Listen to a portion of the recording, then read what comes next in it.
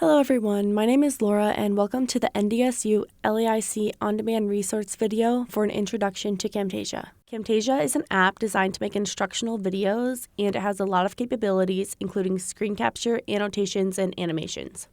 Camtasia is this green app down here and this is what it looks like when you open a new project. To do that, you'll select File, New Project, and then it will open to this blank screen. First, we're going to go through an overview of what's on the left ribbon. So first we have favorites. In order to put things in the favorites, you'll have to click the star on anything from the library. Next we have media. Media is just all of the recordings that you either record through Camtasia or you import into Camtasia. In order to import something into Camtasia, you have to click this plus button, and then you can import media or import media from Google Drive. This top one is import media from your computer, so I'm going to select that now. And these are options of what I could import from my computer. I'm not going to import anything right now because I don't need to. Another way to import things is File, Import, and then Media again. And then we'll also bring you to where you store all your files. I'm going to show you how to record on Camtasia. So first you'll click the record button in the top left corner and then we'll bring you to this screen. You can just push the red circle to start recording. Next we have library. Library comes pre-stocked with some files, like here's some audio files, some cursor clicks, so just different things. To make it more fancy or just cooler, you can customize it to be how you want. Here are some icons. You can also import whatever you want into your library from the Media tab. Next we have annotations. This is callouts if you want to add text to a slide. Here are some arrows, shapes, blur and highlight, sketch motion. Typically we'll use this square right here if we want to emphasize or point something out. And then we have keystroke callouts. Next we have visual effects, so background removal, border, clip speed. There are a lot of cool things if you would just want to customize your video. Next we have transitions, so action wipe, arrows. This is used when you want to transition from a video to a text slide or a text slide to a video. Just helps make it more smooth. Next we have animations, so this is for words more, and this is for an image or video. Next we have behaviors. These will also edit your text. If you hover over it, it will give you a preview of what it looks like. Cursor effects, so this makes it a color, easier to see. Highlight, cursor spotlight, magnify. We have audio effects, so audio compression, clip speed, fade in, fade out, emphasize, noise removal.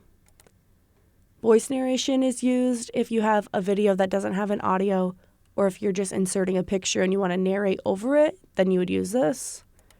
And then we have captions, so you can add your own closed captions to make your video more accessible. Okay, this is the playhead. Pause and play. This will move to the next frame or back. It's kind of like a fast forward if you want to make precise edits, but dragging this arrow will also do the trick. This is for if you want to go over long distances, and I use this for short distances, like if I'm actually going 1 tiny millisecond. This will jump to the end of a clip or the beginning of it. So it's also for going long distances, I would say. You can drag the arrow to wherever you want to split a clip. And so this is the audio, so I'm going to select it. And then if I click this button right here, split, it splits into 2. I can drag it to the next track so I can layer them. I can keep them on the same track. I can move them far apart if I just wanted to add a space. This is the back arrow, so if I just click it, boom, it's back into its one audio. Another thing is if I split this and then I select it, if I just push backspace on my keyboard, it will delete it. If you wanted to add your own audio, if you didn't like the audio that was with the video, you can just either delete the audio or drag it away. And then this is when you would use voice narration, and you can push start voice recording, and it can record your voice over the time of the video. In order to trim it, so I could just drag this and make it smaller or bigger or back to its original place. If I wanted to speed up the clip, this is when I would use these effects like clip speed, and you just drag it and you apply it to the thing. And then this is how you can do it. Just adjust these. So speed, this is at 1 times speed. I could put it at 1.25, 1.5, 2 times speed if I really wanted to. But right now it's 2 minutes long, so if I change it to 2 times the speed, that's 23, okay. 2 times the speed, it would change it to 1 minute. And then again, you can just use the back arrow and it will go back to normal. The last thing I'm going to show you how to do today is save your Camtasia file and then export your file as a zip and save it to your cloud. You always want to save your files in 2 separate locations because if you save it on your computer, it's not as easy to get from many different places. So if you save it to your cloud, every time you're logged into your cloud, you have access to that file. To save it as a computer, you're going to select File, Save As. You'll just name your project, so I'm just going to name it Camtasia Project.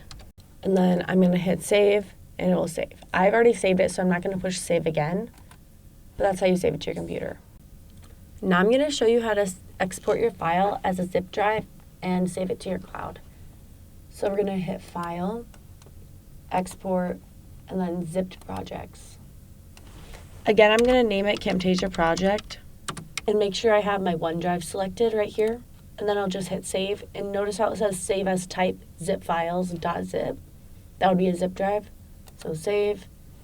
And then it's going to take a while to load because a Camtasia file is a pretty big file, so it just takes a couple of seconds. So now I've saved it, and if I go into my files and I go in my OneDrive, I'm able to see where I've saved it. The last thing I'm going to show you how to do is export your Camtasia project as an MP4 file. So you'll use an MP4 file if you're trying to upload to YouTube or something similar to that.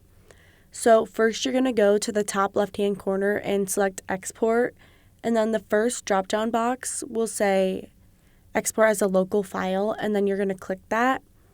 It will open a box, and you need to make sure you name your Camtasia file as whatever you want your MP4 to be named. And then in the box right next to the title box, you're going to make sure that you have selected MP4. Next to MP4, it will say parentheses recommended, and it should automatically choose that one.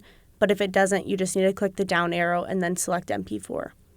After that, you can just hit save, and it will download it and save it as your file and save it to your computer. I hope this video has helped you get introduced to Camtasia. If you have any questions, you can look them up in our IT knowledge base, or you could go to the help desk with any questions.